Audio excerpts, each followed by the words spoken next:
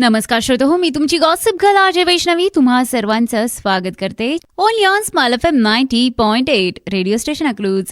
श्रोतो, आज मी ज्या कलाकाराबद्दल तुमच्यासोबत गप्पा मारणार आहे त्या ना मल्टी टॅलेंटेड आहेत. म्हणजे लाटीकाठी म्हणू नका, कथ्थक म्हणू नका, श्लोक पाठांतर म्हणू नका, हे सगळं. आणि अर्थातच त्या एक मोठ्या ऍक्ट्रेस आहे म्हटल्यावर ऍक्टिंग आणि गायन हे सगळं त्यांना उत्तम प्रकारे जमतं.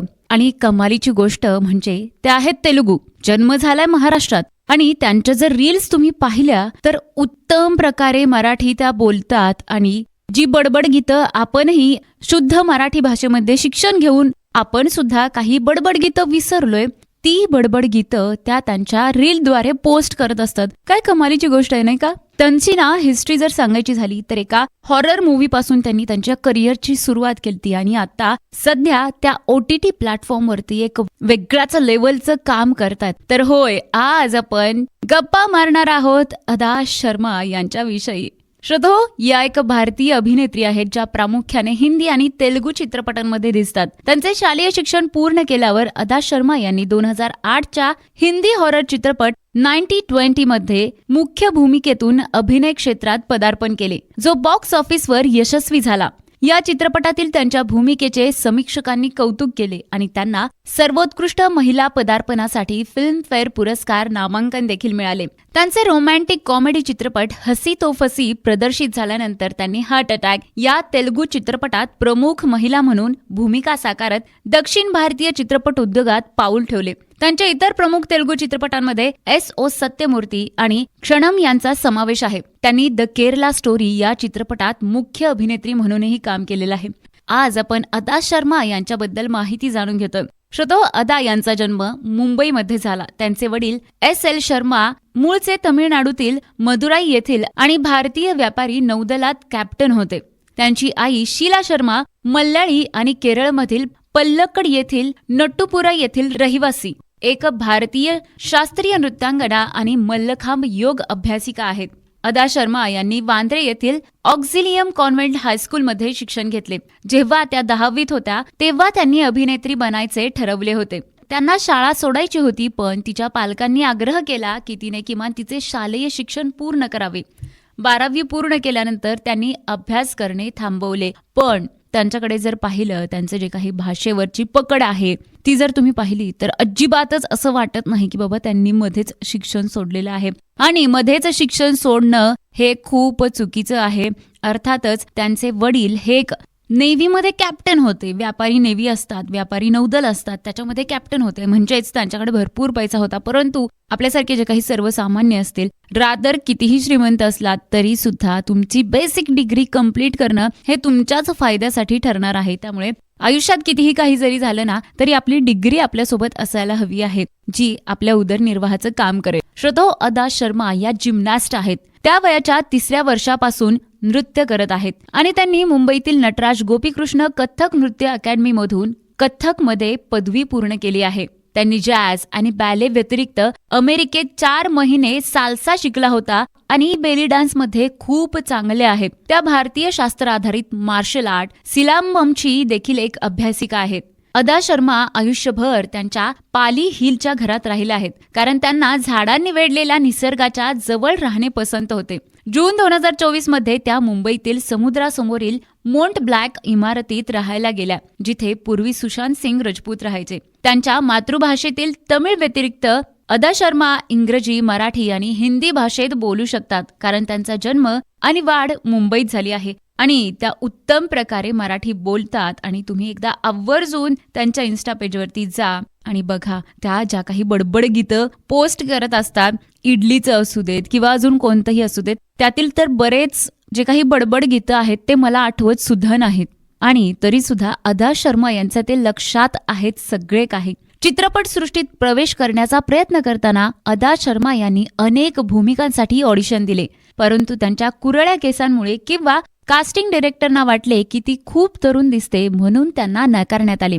अखेर त्यांना 2008च्या हिंदी हॉरर चित्रपट 1920 मध्ये रजनीश दुग्गल यांच्या विरुद्ध मुख्य महिला भूमिका मिळाली. ज्याचे दिग्दर्शन विक्रम भट यांनी केले होते. एका वेड्या महिलेच्या त्यांच्या भूमिकेसाठी समीक्षकांनी एकमताने कौतुक केले. द टाइम्स ऑफ इंडियाच्या निखत काझमी यांनी टिप्पणी केली की ती एक परिपूर्ण अभिनय करते. हा चित्रपट व्यावसायिक यशाचा विषय होता.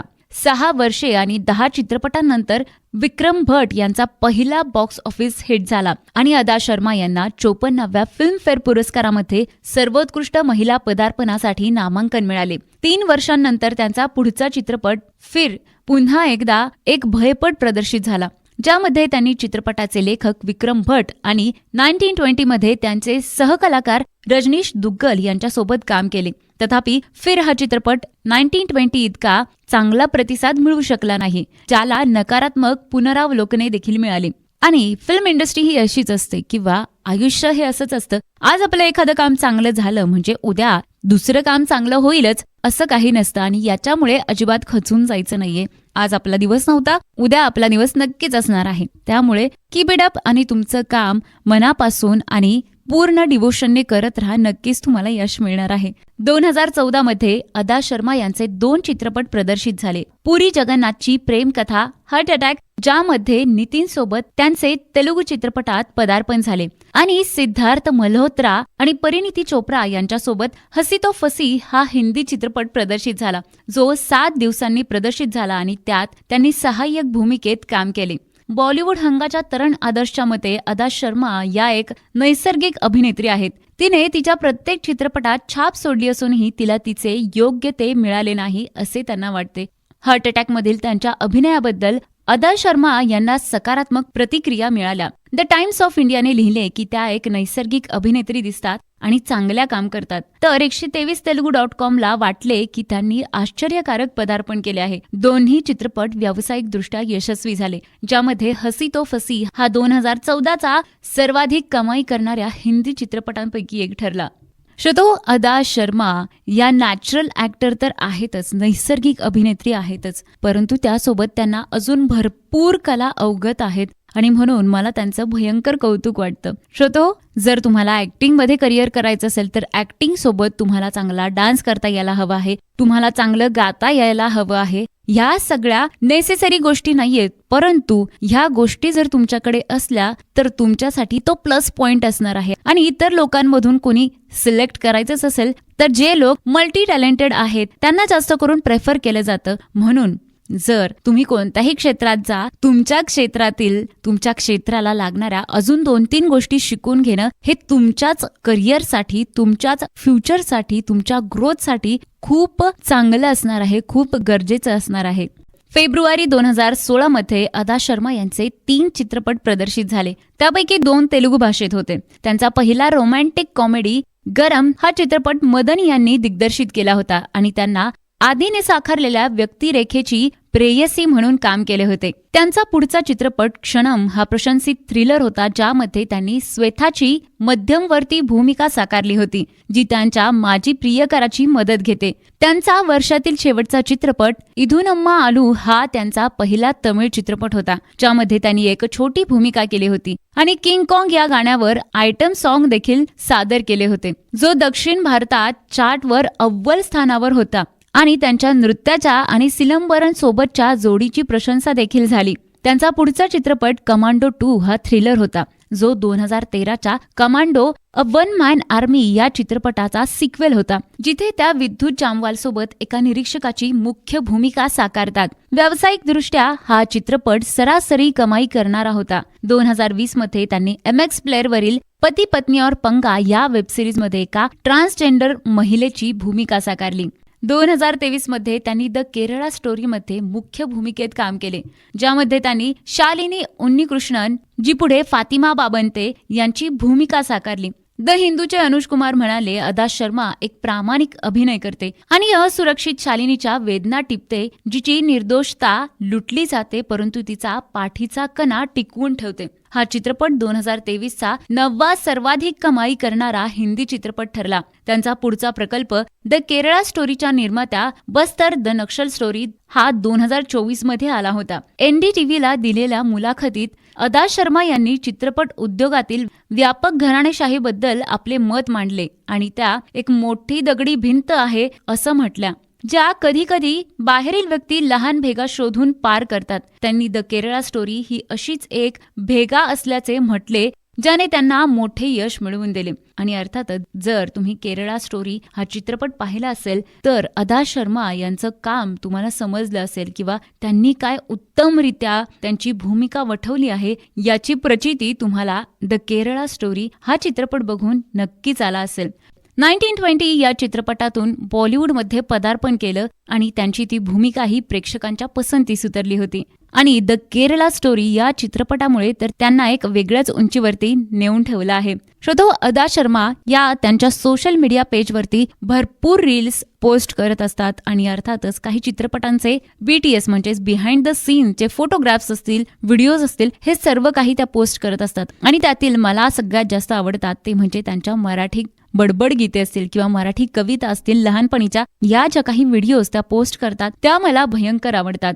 कारण त्यांची ती सुंदर मराठी ऐकून सगळेच चकित होतात. अदा यांनी बरेचसे मराठी बोलतानाचे व्हिडिओ शेअर केले आहेत. त्यातील एक गीत, बडबड गीत म्हणजे एक होती इडली ती होती चिडली, हा व्हिडिओ तर चाहत्यांना भलताच पसंत पडला. आणि आता महाराष्ट्र दिनानिमित्त सुद्धा त्यांनी एक मराठी गीत पोस्ट केलेलं आहे. एक छोटीशी कविता त्यांनी त्यांच्या सोशल मीडियावरती पोस्ट केलेला आहे. आणि म्हणूनच मला अदा शर्मा या भयंकर आवडतात. कारण की त्या फक्त ऍक्टिंग नाही करतो, त्या उत्तम डान्स करतात, त्या उत्तम गातात, त्या उत्तम मराठी बोलतात. कारण त्यांचा जन्म महाराष्ट्रात झालेला आहे, मुंबईमध्ये त्या लहानाच्या मोठ्या झालेल्या आहेत, शिक्षण मुंबईत झाले म्हणून त्या मराठीमध्ये सुद्धा बोलतात. आणि या सोबतच त्या उत्तम प्रकारे मल्लखांब करतात. जे काही लाठीकाठी असतं ते सुद्धा त्यांना उत्तम प्रकारे करता येतं. आणि त्या एक जिम्नॅस्ट सुद्धा आहेत. म्हणजे एक व्यक्ती एवढी टॅलेंटेड असू शकते याच्यावरती खरं तर विश्वास बसत नाही. पण हो, अशा व्यक्ती, मल्टी टॅलेंटेड व्यक्ती या जगात अजूनही आहेत.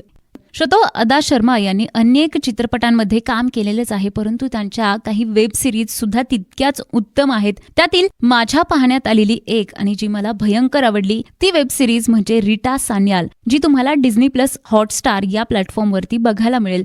आवर्जून ही वेब सिरीज बघा, कारण की त्यामध्ये एक बेसिक स्टोरी तुम्हाला सांगते. त्यामध्ये अदा शर्मा या वकील असतात ज्यांच्याकडे सुरुवातीला खूप चिल्लर अशा केसेस येतात. म्हणजे आमचं कुत्रच चोरीला गेलंय अशा केसेस त्यांच्याकडे येत असतात. आणि त्यांना अचानकपणे एक खूप महत्वाची केस त्यांच्याकडे येते. आणि एवढी महत्वाची केस आपल्याकडे आलेली आहे म्हटल्यावर त्या केसच्या शेवटापर्यंत पोहोचण्यासाठी किती रोल प्ले करतात, किती वेगवेगळ्या प्रकारे त्या सत्य बाहेर काढण्याचा प्रयत्न करतात. आणि या सगळ्या धावपळीमध्ये त्या वेगवेगळे कॅरेक्टर्स प्ले करतात. आणि ते कॅरेक्टर्स प्ले करताना त्यांची भाषा, त्यांची भाषेवरील पकड ही उत्तम प्रकारे आहे हे जाणवतं. आणि एक कलाकार म्हणून तुम्हाला भाषेवरील पकड ही मजबूत असणं हे फार गरजेचं आहे. म्हणून रीटा सान्याल ही वेबसिरीज आवर्जून बघा. अदा शर्मा यांच्या माहिती तुम्हाला कशी वाटली? भेटूयात लवकरच अशीच छान आणि इंटरेस्टिंग माहिती घेऊन. तोपर्यंत tata, bye bye, take care, smile करो. अच्छा